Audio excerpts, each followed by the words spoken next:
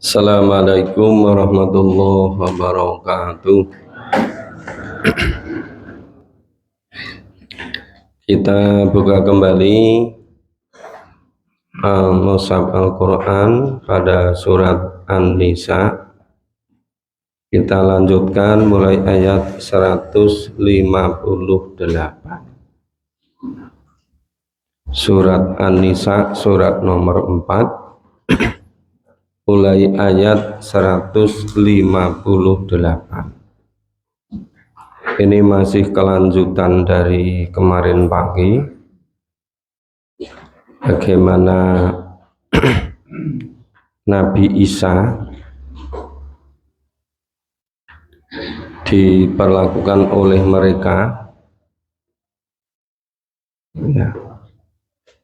Pada ayat 157 kemarin disebutkan bahwa mereka menganggap mereka bisa menangkap, membunuh dan menyalib Isa atau Al-Masih putra Maryam. Kemudian pada ayat 158 itu tidak betul, itu disanggah oleh Allah. Kita baca. A'udzu billahi minasy syaithanir rajim.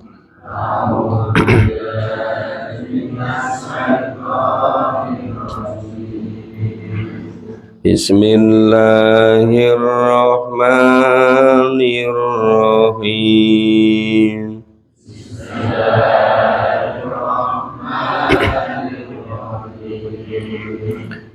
Barrafa'ahu Allahu ilaihi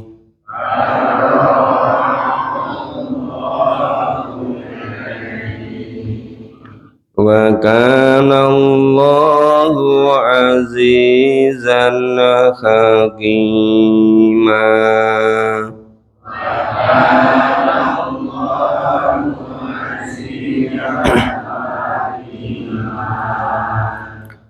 Wa in min ahlil kitab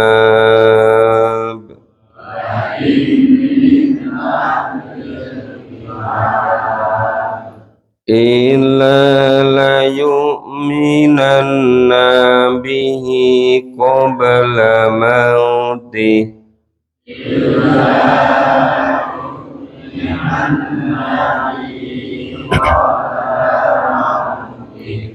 wa yawmal qiyamati yakunu alaihim syahida.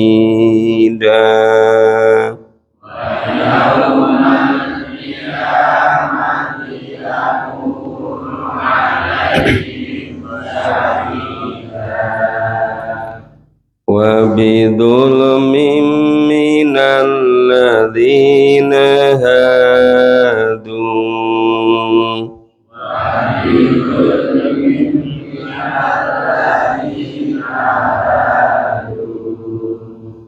harramna alaihim thayyibatin ukhillat lahum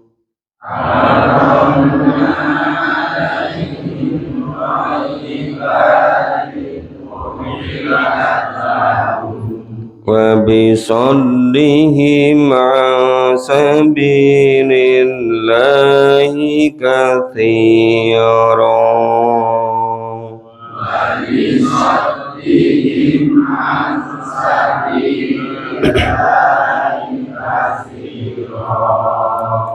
Wa ahdihimur riba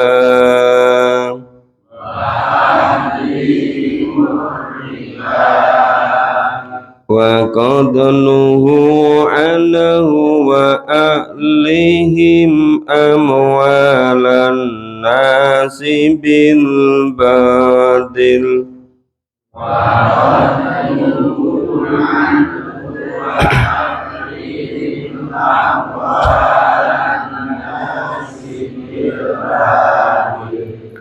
وأعتدنا للكافرين منهم عذابا أليما.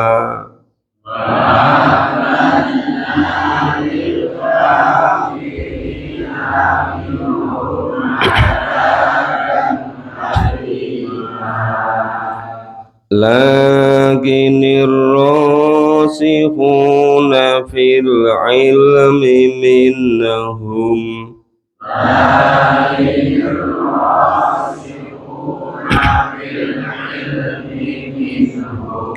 wal mu'minuna yu'minuna bima unzila ilaik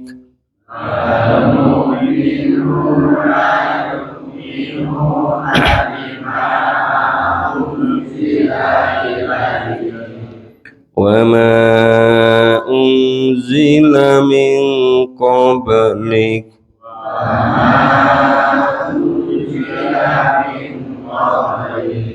wal muqiminas shalah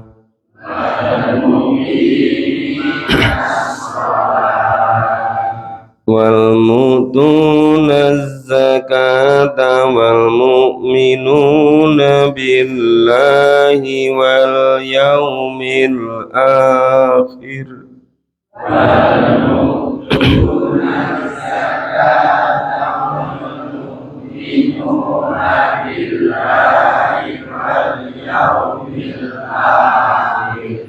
ulaika sanu'tihim ajran 'azima.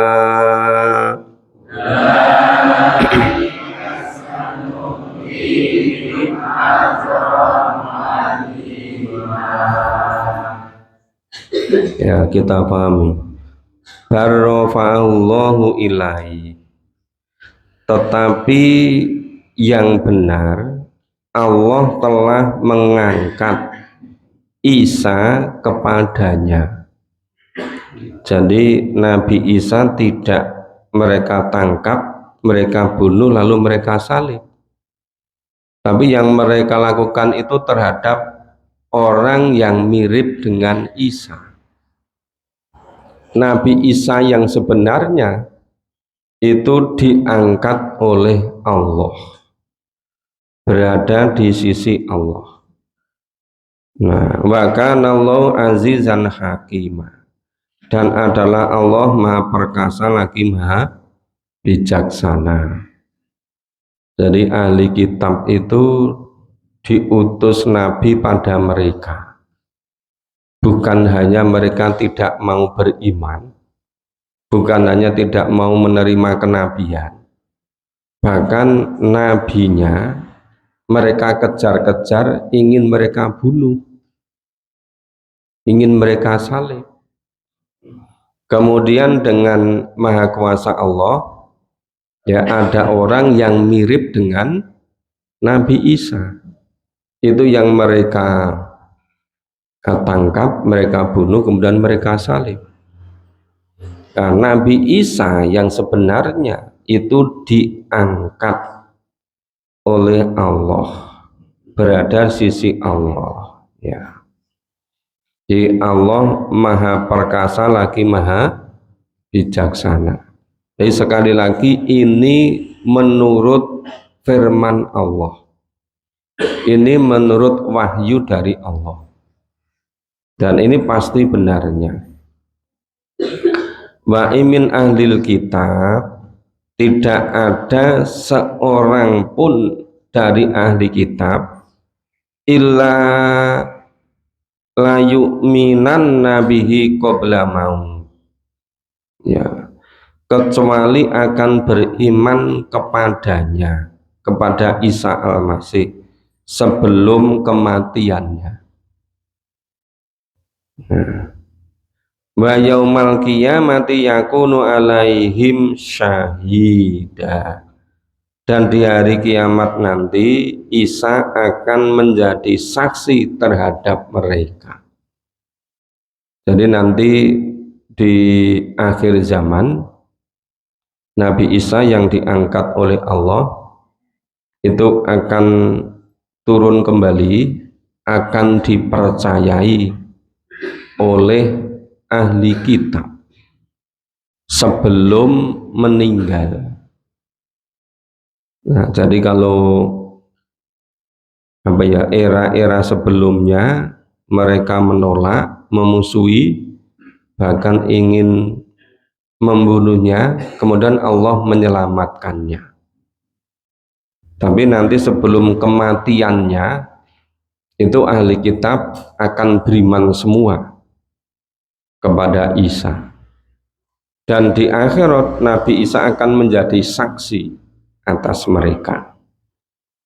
Wa bidzulmim minalladzina hadu, maka disebabkan kezaliman orang-orang Yahudi, ya bidzulmim minalladzina hadu, maka disebabkan karena kezaliman orang-orang Yahudi, haramna alaihim thayyibatin ukhilat lahum, Allah mengharamkan atas mereka memakan makanan yang baik-baik yang dahulunya dihalalkan bagi mereka.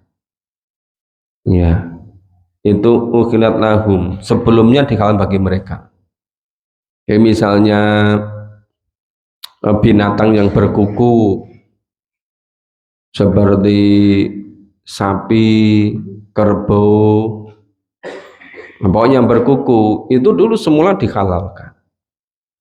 Tapi karena mereka berbuat dolim, kemudian itu diharamkan bagi mereka. Nah, ini sebagai salah satu hukuman yang Allah berikan kepada mereka. Jadi haramna alaihim thayyibatin ukhilat lahum. Jadi Allah mengharamkan makan makanan yang dulunya itu halal bagi mereka, kemudian diharamkan. Wa bisaddihim an sabilillahi katsiran, dan karena mereka banyak menghalangi manusia dari jalan Allah. Nah, banyak orang-orang yang ingin mengikuti jalan Allah itu dihalang-halangi. Jadi mereka banyak berbuat zalim, kemudian mereka banyak menghalang-halangi manusia dari jalan Allah. Kemudian Allah mengharamkan makan makanan yang dahulunya halal, kemudian diharamkan bagi mereka. Wa ahdihimur riba wa qadnuhum annahum wa akalihim amwalan nasa bil batil. Ya. Dan disebabkan mereka memakan riba. Memakan riba, mereka menggandakan uang, bunga berbunga. Mereka membuat sistem perbankan. Yang sistem perbankannya itu bunga berbunga.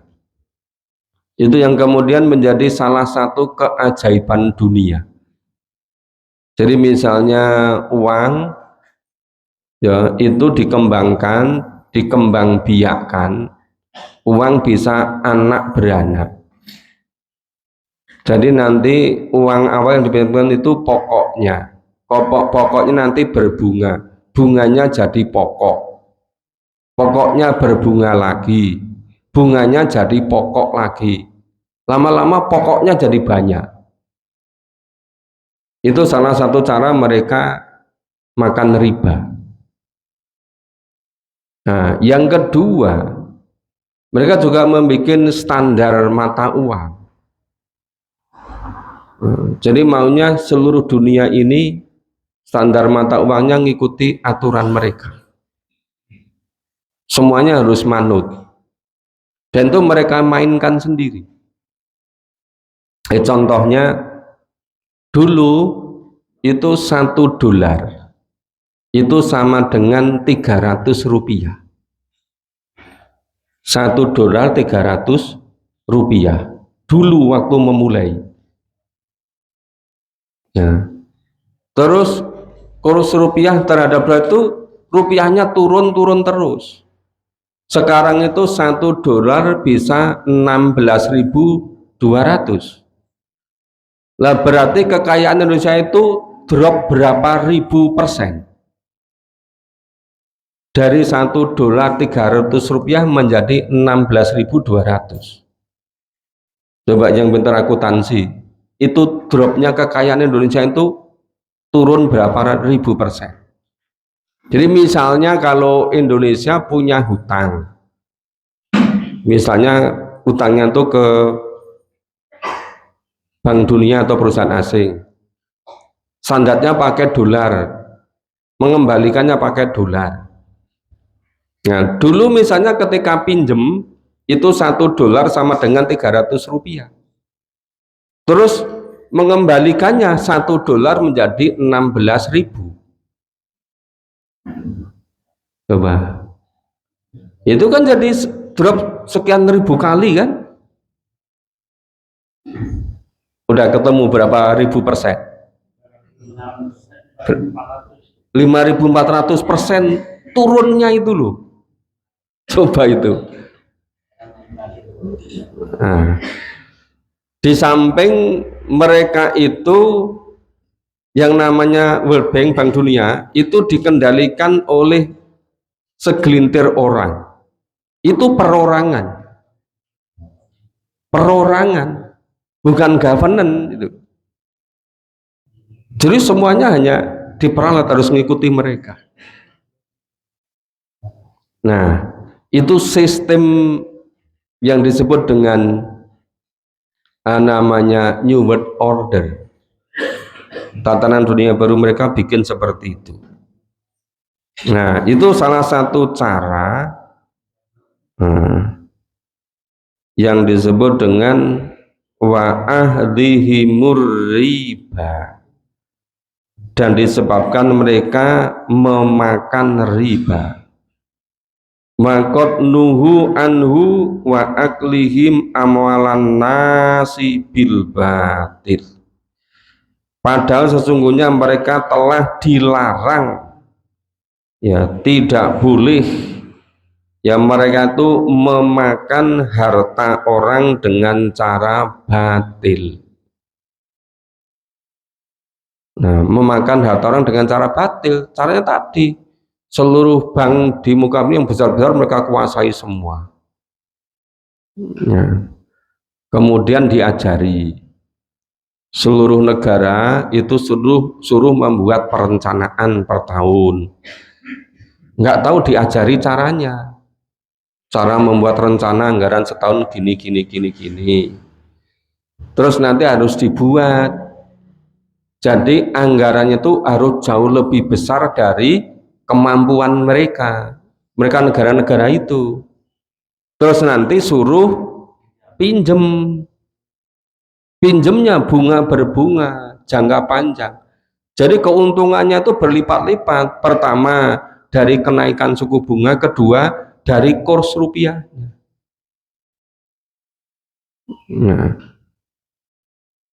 Nah, terus nanti kalau mereka misalnya membutuhkan, yang semula dulu itu zaman Islam, yang namanya mata uang itu namanya pengganti benda aslinya.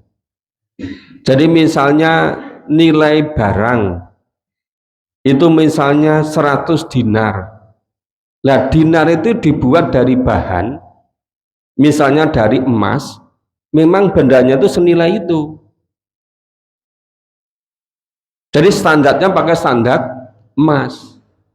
Kemudian mereka ganti dengan namanya surat berharga yang mewakili apa itu sejumlah uang itu. Jadi sudah nggak pakai standar emas lagi.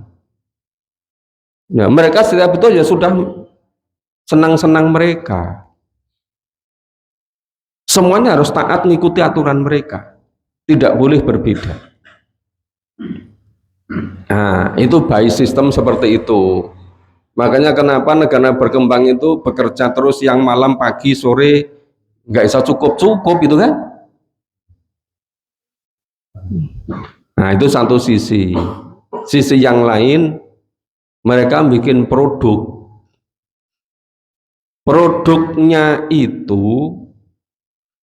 itu multi efek yang menyengsarakan hidup.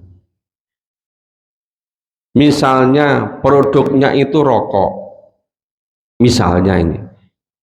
Rokok itu pertama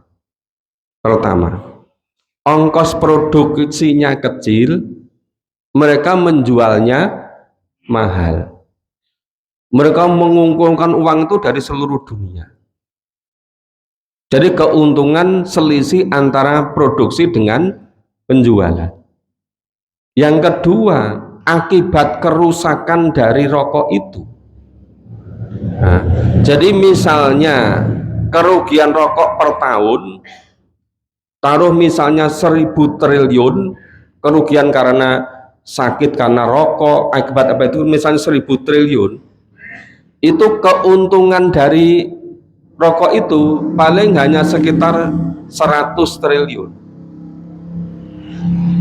Nah terus itu dibikin persepsi pakai media, orang-orang tergiur semua, terus dijadikan persepsi jadi ajaran, seakan-akan nama rokok itu kewajiban dari agama. Kalau tidak merokok dianggap agamanya belum betul. Itu baru satu sisi. Nah, itu cara dia seperti itu. Lagi misalnya itu mereka bikin image, misalnya itu produk yang namanya petasan ya. Petasan itu dibuat persepsi, dibuat image seakan-akan petasan itu ajaran dari agama, seakan-akan ajaran dari agama. Maka siapa yang membuat, mengedarkan, menjual, membeli petasan semakin banyak, semakin masif, itu dianggap beragamanya lebih kafah, lebih sempurna. Nah, itu multi efek kehancurannya itu enggak karuan. Tapi orang Islam sudah terlanjur dibikin berapa pelan-pelan sampai sekian ratus tahun gitu. Makanya kalau puasa Ramadan kemarin, Bapak Ibu kalau pergi ke daerah tertentu sampai sekian hari di jalan itu kan kertas bekas mercon itu banyak sekali kan. Nah itu dianggap agamanya kafah itu. Jadi agama sudah tidak lagi menurut Quran dan Sunnah, sudah menurut persepsi orang. Nah jadi namanya benar salah itu bukan menurut Allah dan Rasul. Benar salah itu menurut persepsi orang. Makanya sekarang disebut eranya era post-truth. Sudah lewat dari kebenaran agama, lewat dari kebenaran Quran dan Sunnah. Makanya di mana-mana sekarang kalau ada orang Islam kok memulai memahami Quran kembali, pasti sangat berat. Siapapun orangnya dan di mana saja, pasti sangat berat. Karena mesti yang nggak seneng itu orang Islam sendiri. Karena hasil merubah persepsi sudah beratus-ratus tahun tadi. Jadi kalau di daerah mana saja yang mulai memahami Quran secara urut istiqomah itu, yang tidak senang itu bukan orang mana-mana, ya pasti orang Islam sendiri. Awal-awal dicap itu nanti bikin nggak rukun itu. Nah, coba kalau nggak usah memahami Quran, sudah turun-temurun dari nenek moyangnya begitu kan gitu. Loh, padahal itu yang berusaha mengembalikan kepada kebenaran wahyu, tapi sangat berat. Banyak kan teman-teman sebelum jadi pengurus itu seakan-akan ingin betul memahami Quran secara urut gitu kan. Begitu sudah di SK-kan, dilantik jadi pengurus, itu diam 1000 bahasa. Nggak ada lagi upaya itu. Kalau diingatkan, loh dulu itu katanya mau memahami Quran urut. Nah itu kan dulu sebelum jadi pengurus itu kan. Nah terus caranya gimana? Caranya ya pengajiannya sudah berpuluh-puluh tahun, beratus-ratus tahun. Ya yang dipelajari sesuai dengan persepsi masing-masing. Nek seneng ini ya ayat itu terus itu di mana-mana. Sudah sampai sekian puluh kali, mungkin ratusan kali. Tapi ayat yang lain ya tidak pernah difahami. Loh padahal dulu itu ya selama zaman kenabian 13 tahun di Mekah, 10 tahun di Madinah, itu seluruh wahyu itu ya dibukukan dalam mushaf Al-Quran ini. Ini dulunya 100% dari wahyu. Persis itu loh. Makanya supaya kita itu bisa beragama dengan betul, yang ngikuti semenuhnya Quran itu. Maka Quran dikatakan hadza basairul linnas. Al-Quran ini pedoman hidup untuk manusia. Lah sekarang itu sudah menyebar di seluruh antero dunia termasuk di lingkungan kita. Orang Islam tidak memahami Al-Quran itu nganggap biasa. Iya apa enggak? Malah kalau ada orang Islam kok punya keyakinan harus paham 100%, dianggap aneh itu. Itu Islami anyaran itu.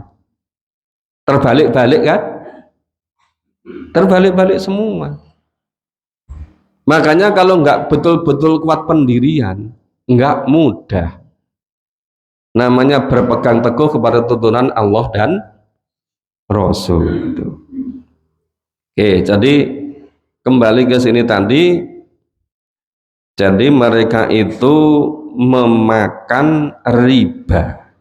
Yang kedua, memakan harta orang lain tidak secara halal. Mereka membuat seperti itu, tetapi semuanya melalui merubah persepsi dulu. Jadi pikiran orang-orang itu di brainwashing dulu, dirubah dulu persepsinya. Kemudian itu bertahap pelan-pelan sampai sekian ratus tahun. Nah, yang mereka kembangkan tadi itu dianggap ajaran agama. Yang ajaran agama sudah dilupakan. Nah, jadi nanti bisa terbalik-balik seperti itu.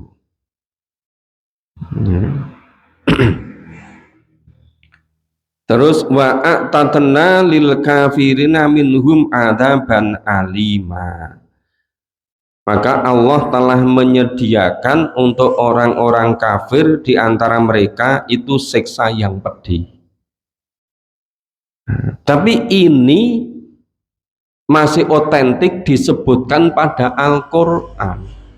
Tetapi kan prosentasenya sangat sedikit orang Islam sekarang yang betul-betul memahami Al-Quran secara keseluruhan. Jadi termasuk ayat-ayat ini semua sedikit sekali dipahami oleh orang Islam. Sekarang itu yang dibesar-besarkan, sing penting baca Al-Quran dapat pahala. Membaca satu huruf 10 pahala. Nah, maka di mana-mana sudah mulai mau membaca Quran, tetapi belum mau memahami isinya. Padahal Al-Quran ini harus dipahami isinya karena pedoman hidup. Kalau nggak dipahami isinya, apa bisa jadi pedoman hidup? Kan nggak bisa. Nah, lakinir rasikhuna fil ilmi minhum. Tetapi orang-orang yang mendalam ilmu di antara mereka. Jadi ada juga orang-orang yang ilmunya mendalam. Tapi relatif sedikit. Wal mu'minuna yu'minuna bima unzila ilaik. dan orang-orang mukmin yang beriman kepada kitab yang diturunkan kepada mereka, wa ma unzila min qablik, dan yang diturunkan sebelum mereka. Ya, itu ada wahyu Al-Qur'an. Yang diturunkan sebelum Al-Qur'an itu ada namanya Perjanjian Baru atau Injil. Ada Perjanjian Lama atau Taurat. Nah, itu isi pokoknya yang asli loh ya. Itu sama. Jadi sejak Nabi Adam alaihissalam seluruh para nabi semua sampai Nabi Muhammad itu pokok-pokok keimanannya sama. Yang berbeda itu detail-detail cara ibadahnya. Yang namanya tuntunan untuk puasa, untuk sholat, untuk zakat sudah ada sejak dulu. Cuma semakin kesini sampai Nabi Muhammad yang paling sempurna. Nah, jadi yang sama itu mengesahkan Allah, menghambakan diri semata-mata pada Allah, itu sama. Maka disebutkan satu, warosihuna fil ilm minhum, orang-orang yang mendalam ilmunya. Kedua, wal mu'minun, orang-orang yang beriman. Itu yu'minuna bima unzila ilaik, mereka beriman pada wahyu yang diturunkan kepadamu, wa ma unzila min qablik, dan kepada wahyu yang diturunkan sebelummu, sebelum Nabi Muhammad. Wal muqiminas shalah. Nah, dan orang-orang yang mendirikan sholat. Jadi ya Nabi Nuh, Nabi Ibrahim, Nabi Musa, Nabi Isa, semuanya ada syariat sholat. Wal mu'minuna zakat, wal mu'tuna zakat, dan menunaikan zakat. Wal mu'minuna billahi wal yaumil akhir, dan orang-orang yang iman kepada Allah dan hari akhir. Jadi ya sama, yang pokok-pokok seperti itu. Seluruh wahyu yang Allah turunkan kepada para nabi, para rasul, itu tegas kenabian, kerasulan seperti itu. Ulaika sanu'tihim ajron azima. Nah, orang-orang itulah yang akan Allah berikan kepada mereka pahala yang besar. Oke, ini tadi baru sebagian kecil bagaimana Allah mengungkap rahasia-rahasia mereka, kenapa hidup di dunia ini kalau tidak mengikuti tuntunan Allah dan Rasul itu tidak bisa makmur bersama, tidak bisa bahagia bersama, karena cara-caranya seperti itu. Terus nanti bikin aturan standar, itu negara kalau pinjamannya misalnya pinjamannya untuk ngangsur pinjaman itu masih separuh dari APBN-nya, itu masih dianggap aman. Itu cuma mereka bikin-bikin. Jadi akhirnya negara-negara itu kekayaannya itu terhisap terus hanya untuk mengembalikan bunga berbunga itu, pinjaman-pinjaman itu. Coba misalnya kalau APBN-nya setahun, misalnya taruh 2.000 triliun, itu yang itu untuk mengembalikan pokok dan bunganya misalnya 500 triliun, sudah seperempatnya kan? Itu mengatakan oh masih aman ini, masih longgar ini. Apa maksudnya? Apa? Masih suruh pinjem terus itu loh. Ya kan? Makanya sulit di apa ya, sampai sulit dipikirkan kira-kira pinjaman tuh nanti lunas itu berapa generasi gitu. Nah kalau berikutnya tambah terus pinjamnya malah semakin besar, tambah terus kan. Loh, padahal seandainya misalnya ini negeri ini subur makmur, sebetulnya tidak perlu impor. Tapi karena kepincut oleh cara-cara tadi akhirnya memaksa impor. Jadi sawah ladang ditanduri dele ya bagus, tapi harus impor dele dari luar negeri. Ini ditanduri pari ya apik gampang. Ini harus impor beras dari luar negeri. Nah, terus sepanjang laut semuanya itu bisa dibikin garam, bagus kan? Tapi garam pun harus impor gitu loh. Gimana lama-lama kalau udara untuk bernapas pun impor gitu loh. Walaupun melimpah di sini gitu loh. Oh ini kalau udara impor itu lebih bersih, lebih higienis, itu dibikin gitu dulu gitu loh. Iya kan? Guys, pokoknya coro-coro seperti itu tadi disebutkan dengan cara mudah, wa ahdihimur riba.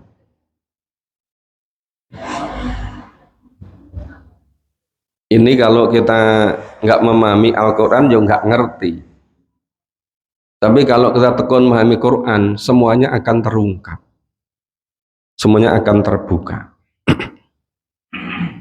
Kita baca selanjutnya. A'udzu billahi minasyaitonir rajim.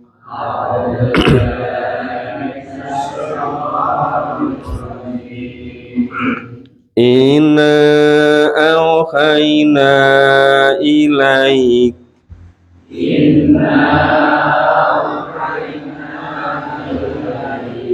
kama auhayna ila Nuh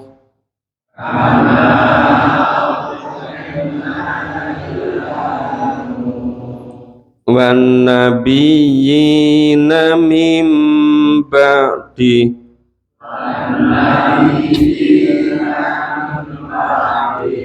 wa auhayna ila Ibrahim wa Ismail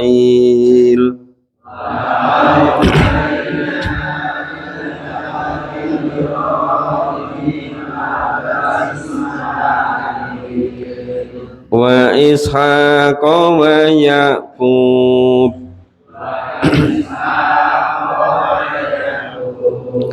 wal asbadi wa Isa wa Ayyub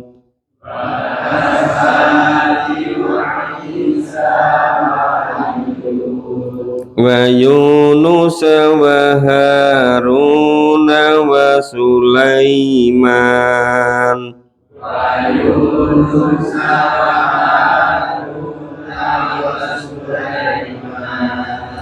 wa ataina Dawud zabura.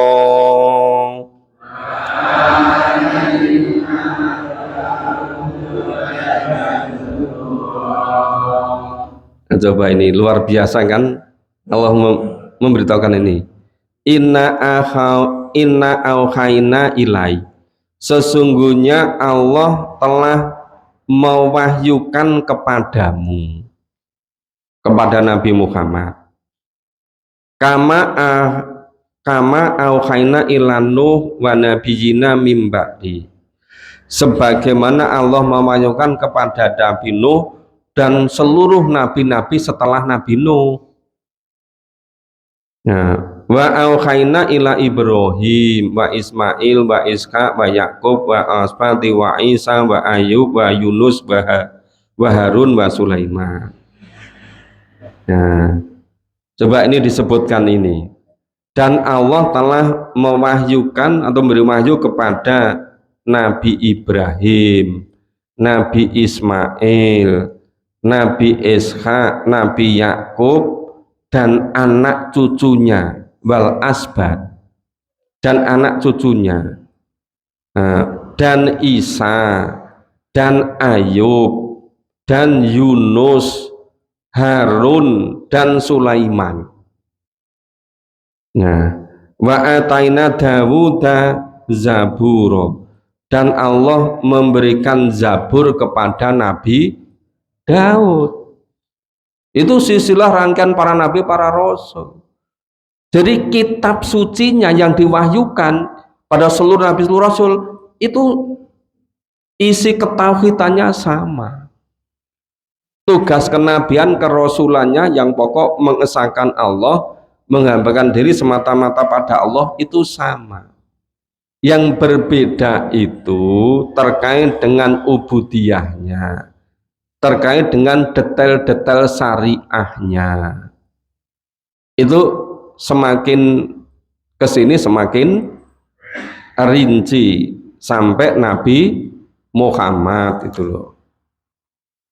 Nah, kita baca berikutnya.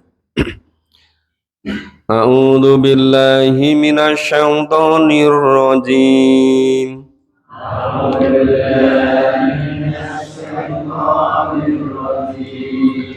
Wa rusulan qad qasasnahum 'alaika min qabl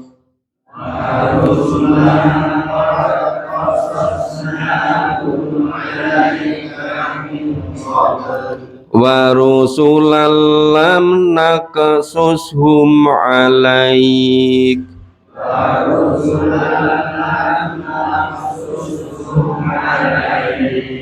wa kallamallahu Musa taklima.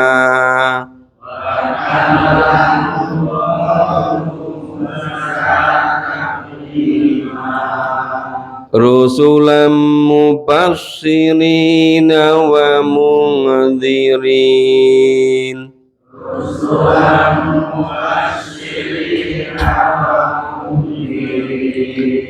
wali wa li alla yakuna linnasi 'ala Allah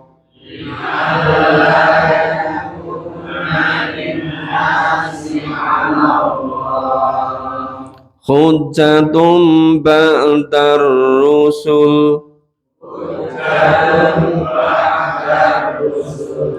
wa kana Allahu azizan hakima.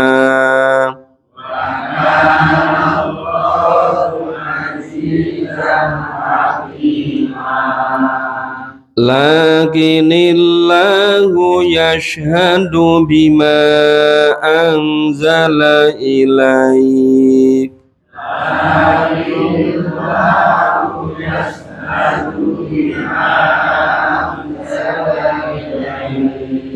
anzalahu bi ilmi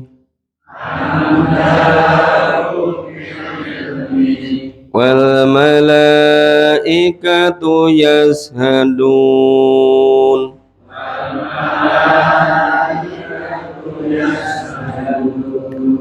wa kafa billahi syahida.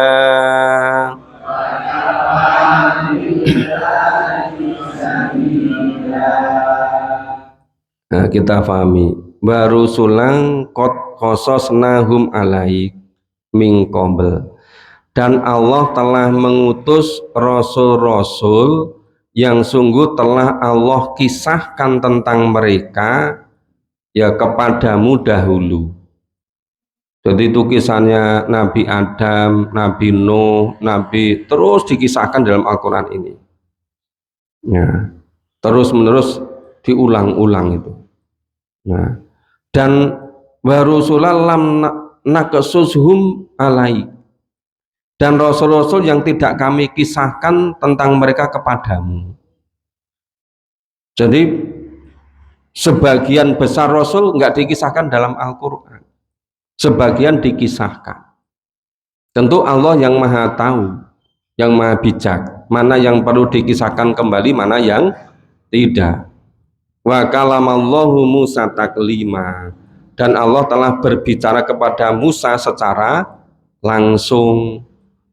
Nah, rusulan mubasirina mungdirina li alla yakuna linnasi 'alallahi hujjatam ba'dar rusul, dan mereka itu Allah utus sebagai rasul-rasul pembawa berita gembira dan memberi peringatan, berita gembira dan beri peringatan agar supaya tidak ada alasan bagi manusia untuk membantah Allah sesudah diutusnya Rasul-Rasul itu.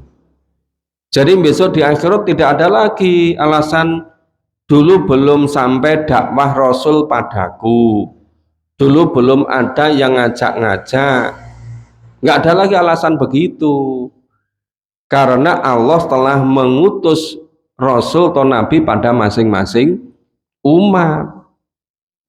Maka itu kan disebutkan dalam hadis, jumlah Nabi itu bisa 124.000.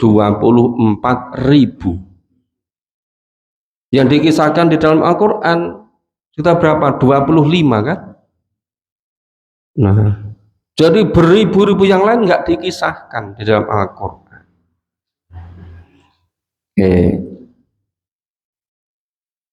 Kemudian Rusulam mubasirina wa mungdirina, tadi Allah utus Rasul untuk berkabar gembira dan memberi peringatan kepada manusia supaya nanti di akhirat tidak ada lagi mereka beralasan.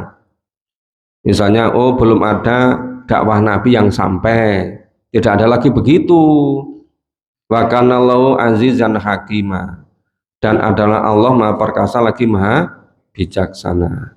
Lakinillahu yashhadu bima anzalallahu ilaik. Mereka tidak mau mengakui yang diturunkan kepadamu itu, kepada Muhammad itu. Nah, tetapi Allah mengakui Al-Quran yang diturunkannya kepadamu. Jadi ahli kitab Yahudi Nasrani itu tidak mau meyakini, tidak mau menerima Al-Quran. Padahal itu betul-betul itu semuanya dari Allah. Nah, wa anzalahu bi ilmihi. Nah, kemudian tadi Allah menurunkan dengan ilmunya. Wal malaikatu yashhadun. Ya, dan para malaikat pun menjadi saksinya. Karena malaikat yang ditugasi oleh Allah menyampaikan wahyu pada Nabi. Wa kafa billahi syahida, dan cukuplah Allah yang menjadi saksinya, yang mengakuinya. Nah, ini sudah suruk sampai ayat 166. Nah, ini sudah menjelang akhir surat An-Nisa. Nah, jadi ternyata ketika difahami, dibaca tiap pagi, ternyata cepat juga. Ya, mudah-mudahan bisa sampai selesai memahami Al-Quran 30 juz.